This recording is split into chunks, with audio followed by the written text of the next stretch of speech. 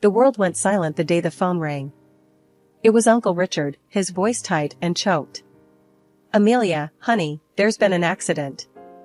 My breath hitched in my throat. Accidents happened, sure, fender benders, maybe a broken arm.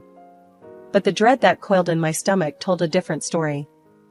"What kind of accident?" I forced the words out, my voice barely a whisper. A long pause stretched between us, punctuated by a sniffle. "A plane crash, honey. Your parents." The rest of his words blurred into a white noise. My knees buckled, and I slumped against the wall, phone clattering to the floor. 19 years old and alone. My parents, titans of the business world, Amelia and David Brooks, were gone. The following days were a blur of lawyers, accountants, and suffocating sympathy. My parents' will was clear: Brooks Industries, the company they built from the ground up, was mine. Me, Amelia Brooks, a college sophomore with a minor in literature and a major in freaking out. Uncle Richard, Dad's older brother, tried to be helpful. A gruff, old-school businessman himself, he clearly didn't know what to do with a heartbroken, anxiety-ridden niece who preferred Shakespeare to spreadsheets. "You need to be strong, Amelia," he'd say, his voice booming in my tiny apartment. Strong? I felt like a twig in a hurricane. The pressure was immense. Everyone expected me to step up, be the strong Brooks daughter. But the thought of walking into that corporate glass tower, filled with Dad's ghost and 1,000 judging eyes, sent a fresh wave of panic crashing over me. The following weeks were a whirlwind. Juggling classes, therapy sessions, and a crash course in business management left me perpetually exhausted. Uncle Richard, bless his gruff heart, hired a team of seasoned executives to guide me through the legalese and financial complexities of Brooks Industries. 5 years flew by in a relentless blur of board meetings, product launches, and late-night negotiations. The company thrived under my unconventional leadership. We embraced innovation, fostered a collaborative work environment, and most importantly, stayed true to Dad's core values of integrity and ethical business practices. One Friday evening, as I was leaving the office, Uncle Richard stopped me. "Amelia," he said, his gruff voice softer than usual. "You did good, kid. Real good. Your parents would be proud." His words, a simple acknowledgement, brought a lump to my throat. Maybe, just maybe, I wasn't just keeping the company afloat. Maybe I was actually making a difference. Maybe it was time for a break. Maybe it was time for Hawaii. Hawaii was supposed to be pure relaxation. All I craved was sunshine, sand between my toes, and zero responsibility. For the first few days, I reveled in sweet idleness. I napped in a hammock like a lizard on a rock, and swam in the ocean until my fingers looked like prunes.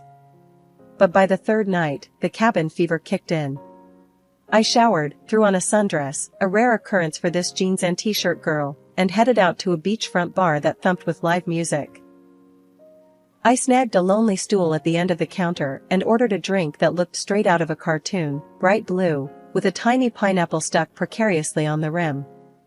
"New to these parts?" A voice with a laugh that could melt glaciers came from beside me.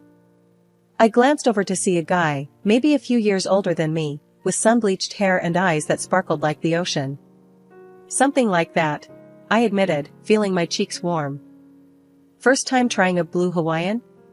He raised an eyebrow, amusement dancing in his eyes. "First time trying anything remotely fruity," I confessed, feeling like a bit of a grandma. "I'm more of a coffee-fueled workaholic kind of girl." We talked for hours, about everything and nothing. He was Ethan, a photographer on a freelance gig. He was funny, easy on the eyes, and surprisingly interested in my workaholic tendencies.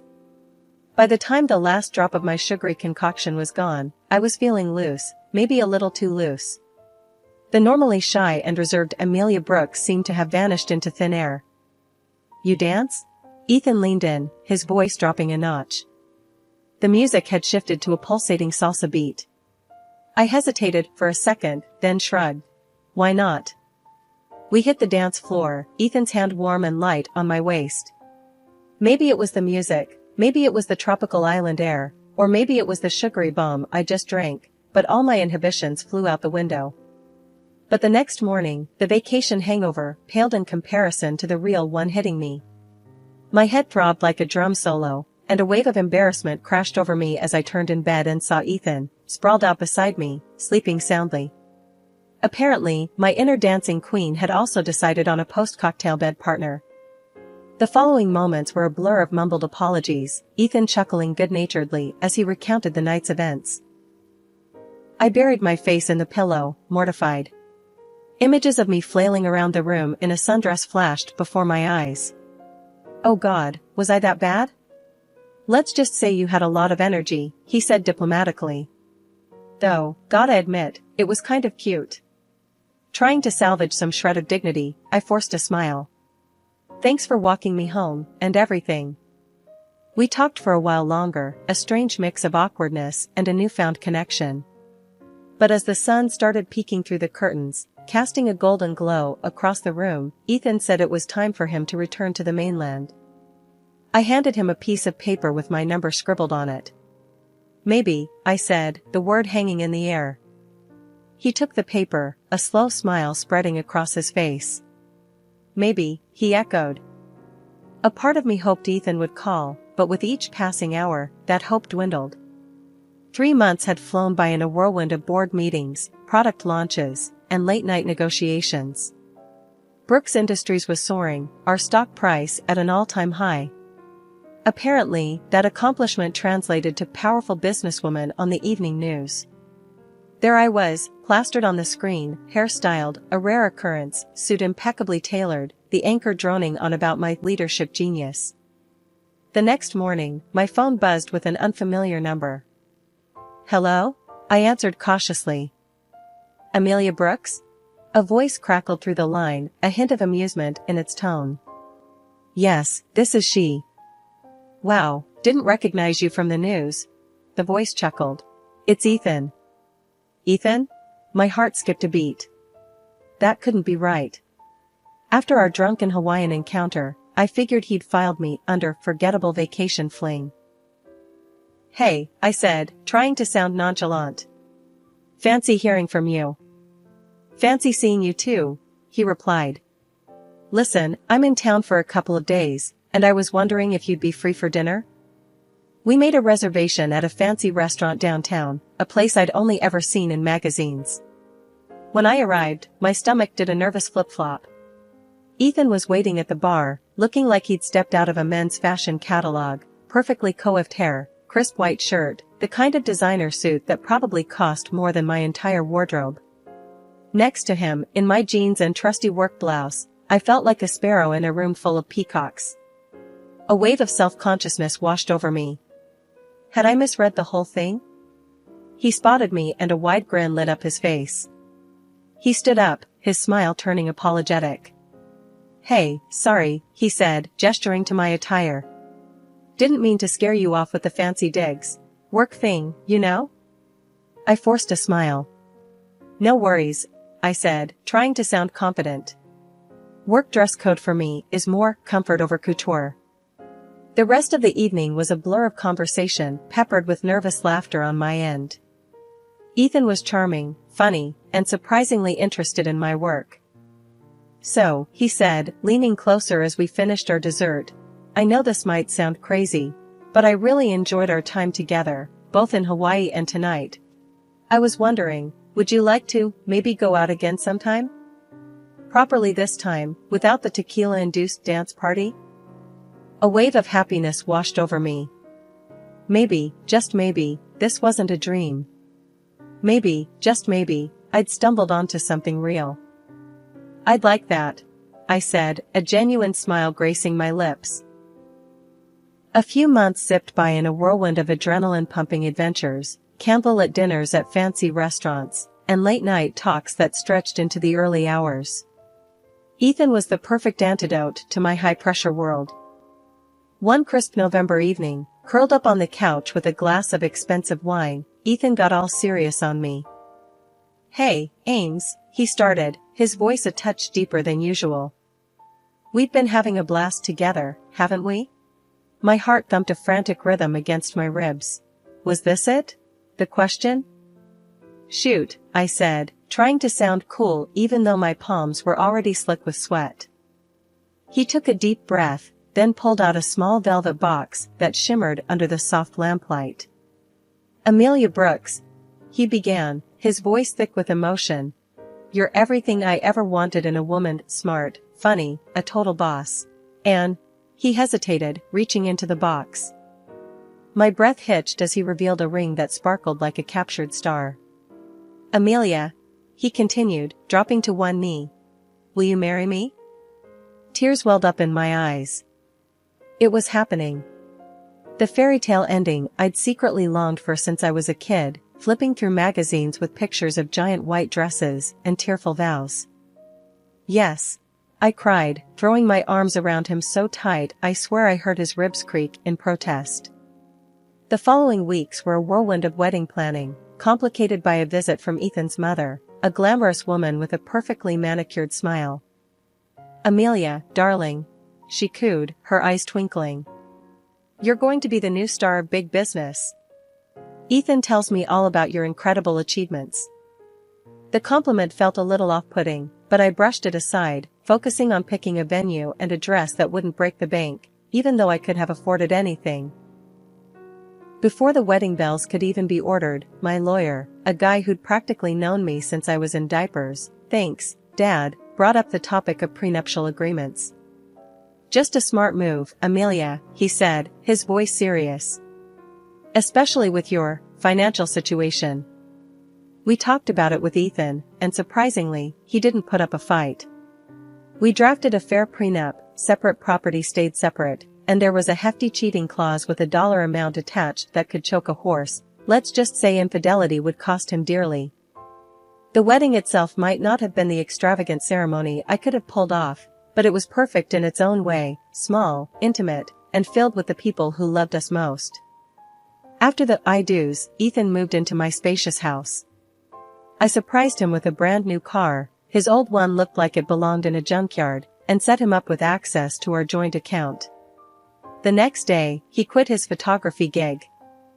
"I want to take care of things here, Ames," he explained, a hint of nervousness flickering in his eyes.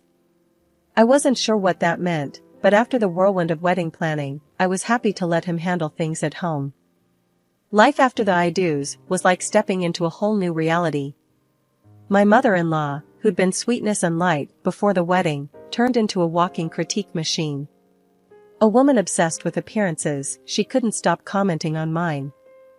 "Honey, those pants make your hips look wide," she'd say, her perfectly manicured nails hovering over my outfit. Or, "Darling, a little Botox would really brighten up those eyes." It felt like she wanted to redecorate me. The final straw came when she dragged me to a plastic surgeon's office. Stepping into that sterile, judgmental space made my skin crawl. The doctor, all smooth smiles and designer stubble, started circling me with a marker, muttering about enhancing my natural beauty. "And the chest area," he announced, his gaze lingering a little too long. "Frankly, Mrs. Miller, it needs some serious work." That was it. I washed my face in the bathroom, mascara stinging my eyes, and stormed out. My mother-in-law caught up with me in the lobby. "Amelia, darling, where are you going? Don't you want to discuss the doctor's recommendations?" "Recommendations?" I scoffed. "More like a shopping list for a whole new me." "I don't need surgery, I need you to back off with these stupid suggestions." Even Ethan started chiming in. He'd drop hints about updating my wardrobe or seeing a stylist. "Ugh, give me a break. Honey," he began one evening, "maybe it's time for a new look. You know, for your image." "And maybe," I countered, "it's time for you to get a job." He looked like a deflated balloon.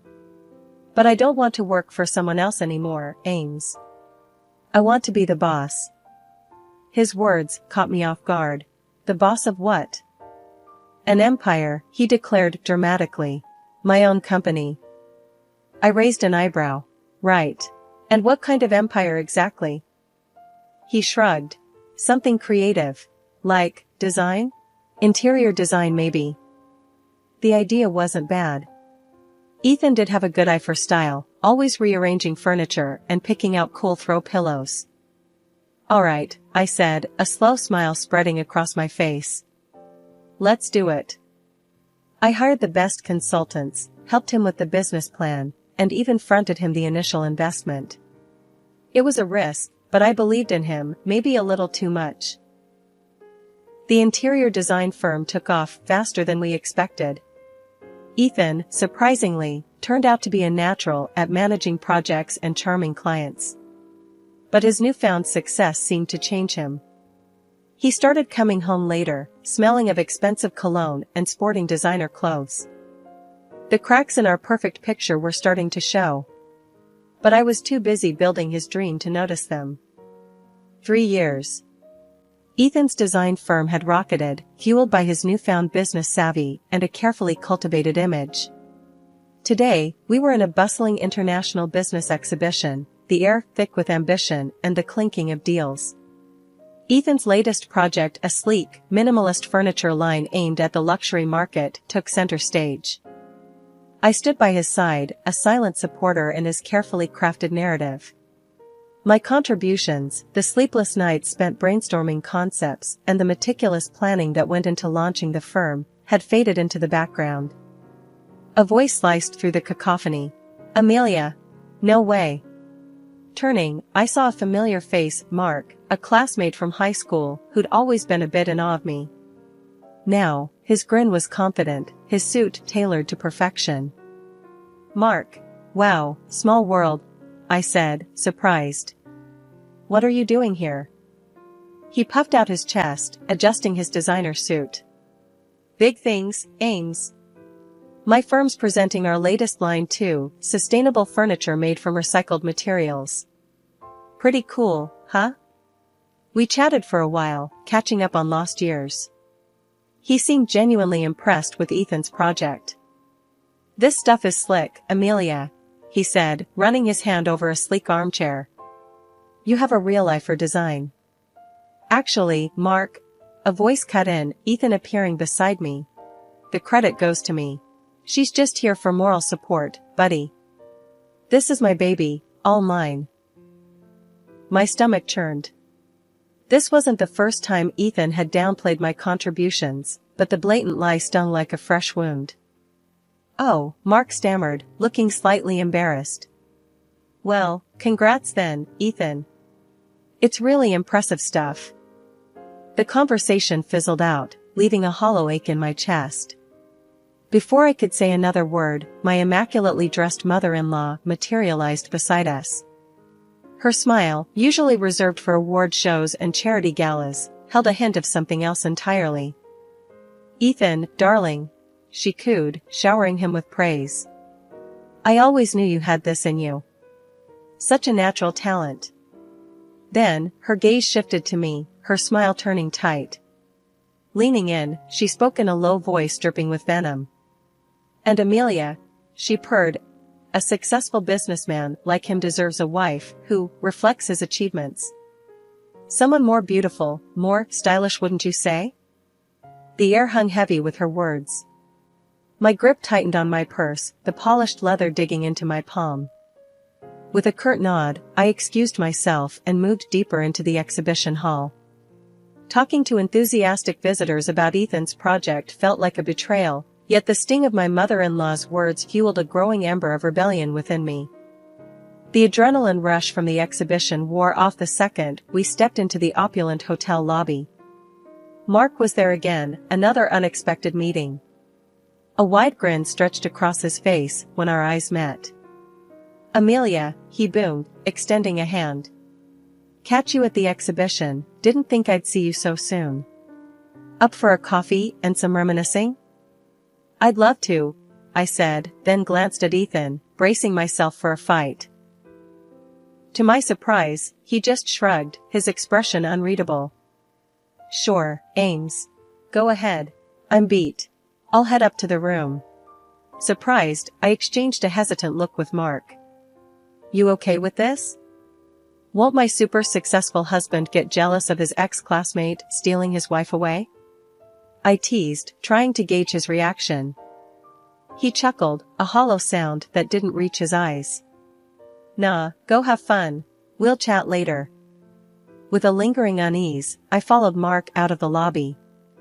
We found a quiet corner table in a nearby cafe and spent the next hour catching up. The conversation flowed easily, leaving me oddly relaxed.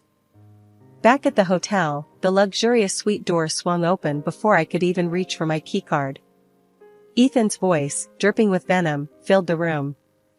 Honestly, Mom, he ranted, unaware of my presence, I can't take it anymore. Living with her, it's unbearable. Haven't touched her in months. My blood ran cold. My own husband, the man who'd vowed to love and cherish me, was talking about me like I was some kind of disease. I know, darling. Cooed a voice, his mother's, laced with false sympathy. But you have to be patient. The plan is working. A plan? What plan? My mind reeled, piecing together fragments of their conversation. That stupid interview almost ruined everything, Ethan continued, pacing the room. That's the girl from Hawaii, isn't it? The one with all that dough? Why did I ever tell you? The pieces clicked into place.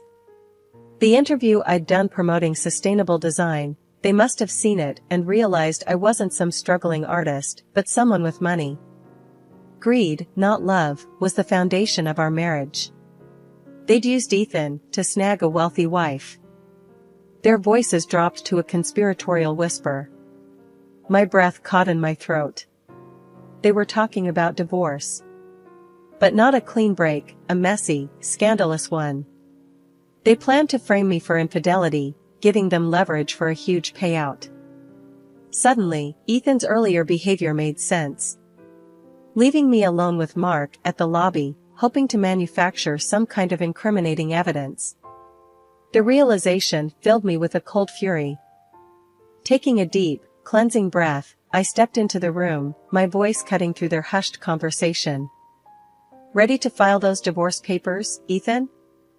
I asked, my voice calmer than I felt. They both spun around, faces etched with shock. Ethan opened his mouth to speak, but I cut him off. Save it, I said, my gaze unwavering. You're free, Ethan. Absolutely free. The taxi ride to the airport was a blur of adrenaline and newfound resolve. My phone buzzed in my purse, it was Ethan. Ignoring the call, I used the banking app to freeze our joint account. Let him explain that little maneuver to his mommy dearest. Back in my own house, the silence was deafening. The phone rang again. This time, I answered with a cool indifference. Amelia, what the hell did you do? Ethan sputtered on the other end. My cards are all blocked, and how am I supposed to pay for this damn presidential suite? Consider it an early termination fee, I said, my voice devoid of emotion. From now on, you're free of me and my money. Figure it out yourself. The next morning, I marched into my lawyer's office, the same one who'd practically shoved the prenup at me all those years ago.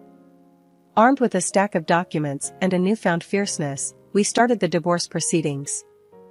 While the legalese unfolded, I wasn't wasting any time. Ethan's designer clothes, fancy toiletries, and the ridiculous collection of sports memorabilia, all neatly boxed and shipped to his mother's place. A new set of locks adorned my front door, a symbol of the boundaries I was finally setting. The real power move, however, was yet to come. The design firm Ethan ran was actually mine. I called a company-wide meeting, my heart pounding a steady rhythm in my chest. Effective immediately, I announced, my voice firm and unwavering, Mr. Miller is no longer the director of this company. Later that evening, my phone rang again. It was Ethan, his voice laced with desperation. He babbled about missing me, begging for forgiveness. In the background, I could faintly hear his mother's voice, whispering suggestions in his ear. Kids? I scoffed. Seriously? You think that'll buy you back into my life? Find another rich fool to play your games with, Ethan. I'm done. He stammered something about the car, the one he'd always claimed to love. Bought with my money, honey, I said, a satisfied smile spreading across my face. So consider it another perk of your short-lived marriage. Hanging up, a wave of exhilaration washed over me. I'd learned a harsh lesson, but one that would forever change me. The divorce was finalized swiftly, the prenup ensuring Ethan didn't get a dime. With a newfound lightness in my step, I reached out to Mark, my old classmate. We grabbed coffee, catching up like no time had passed. Maybe it wasn't love at first sight, but who knew where this new chapter might lead?